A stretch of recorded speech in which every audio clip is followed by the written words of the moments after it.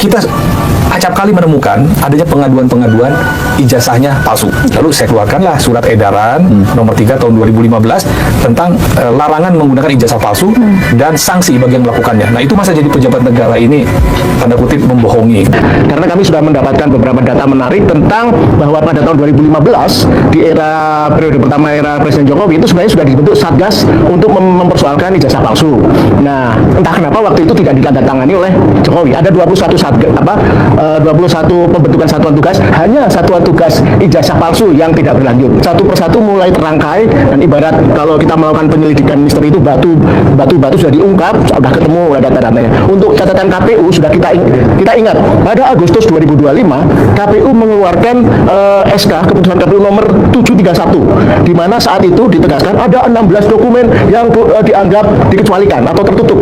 Nah, sekarang kemudian sebulan kemudian untungnya ketika diprotes masyarakat surat keputusan KPU itu dibatalkan. Nah, poinnya apa? Lesson learn-nya. Jadi memang sepertinya KPU ini sejak awal memang ada niat ingin melindungi.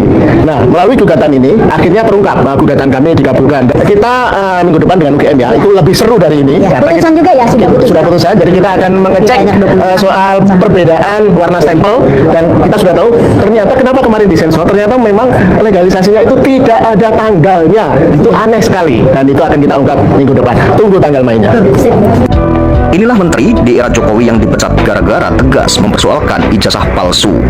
Menteri ini syarat tegas membuat surat edaran atau larangan penggunaan ijazah palsu untuk aparatur negara. Ternyata hal ini juga ditemukan oleh tim Bonjowi atau tim bongkar ijazah Jokowi bahwa ada 21 pembentukan satuan tugas di era Jokowi, salah satunya yaitu larangan menggunakan ijazah palsu. Akan tetapi hanya satu saja yang tidak ditandatangani oleh Jokowi, yaitu tentang larangan penggunaan ijazah palsu. Lalu ada apa dengan semua ini? Jika kita korelasikan dengan KPU yang menutup-nutupi beberapa item terhadap ijazah Jokowi, tentunya bagi masyarakat yang mempertanyakan atau mempermasalahkan dan tidak percaya bahwa ijazah Jokowi itu asli, masyarakat akan mengatakan bahwa KPU sengaja menutup-nutupi ijazah Jokowi.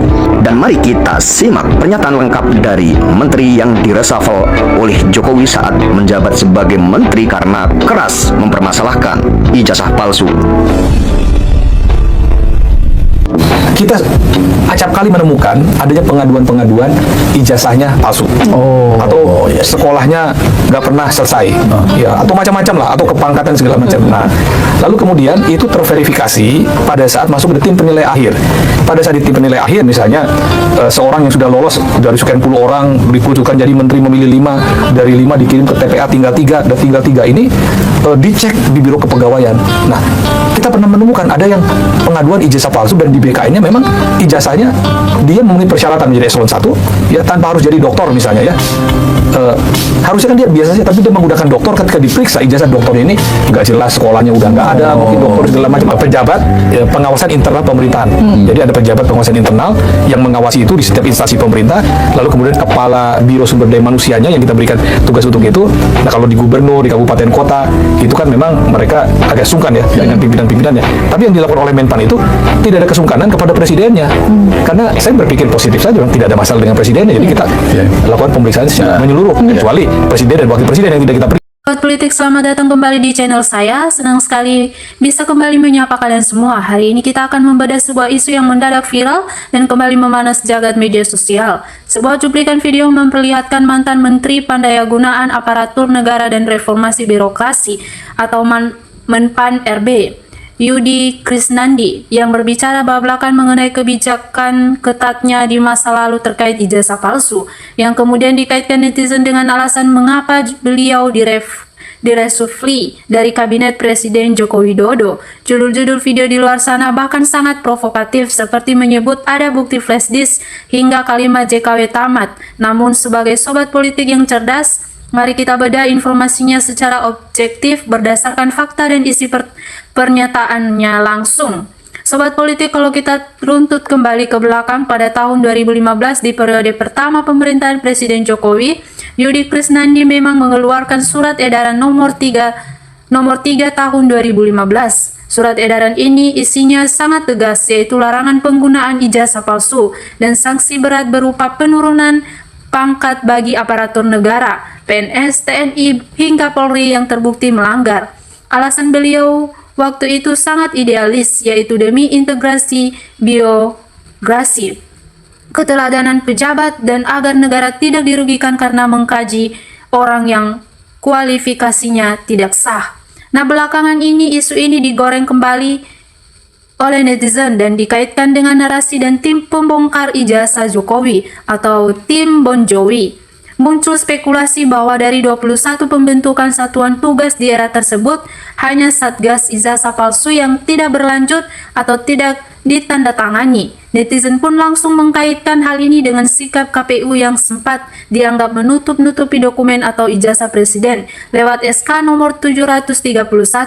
Meskipun akhirnya keputusan itu dibatalkan setelah diprotes masyarakat. Namun apakah benar Pak Yudi Krisdayanti dipecat karena penyelidiki ijazah Presiden Jokowi? Ternyata kalau kita dengar langsung penjelasan dari beliau, Pak Yudi menegaskan bahwa saat membuat aturan tersebut, ia sama sekali tidak berpikir untuk mengarah kepada Presiden Jokowi. Beliau percaya bahwa Presiden Jokowi adalah insinyur lulusan UGM yang asli. Aturan itu murni dibuat untuk menertibkan proses seleksi pejabat, eselon 1 dan PNS di daerah yang saat itu banyak dilaporkan menggunakan ijazah palsu demi naik jabatan atau naik gaji.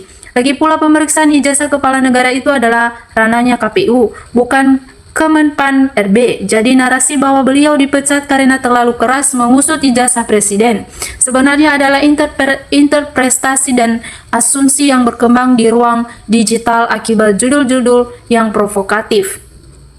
Sobat politik, pelajaran berharga dari fenomena viralnya video ini adalah betapa pentingnya kita untuk melakukan validasi informasi di era digital. Di kolom komentar media sosial, opini publik pun telah terbelah. Ada yang meminta transparansi total agar tidak ada spekulasi berkepanjangan. Namun banyak juga yang mengingatkan agar kita jangan cuma membaca judul video, melainkan harus melihat fakta data dan menyerahkannya ke jalur hukum resmi, bukan sekedar asumsi di ruang digital.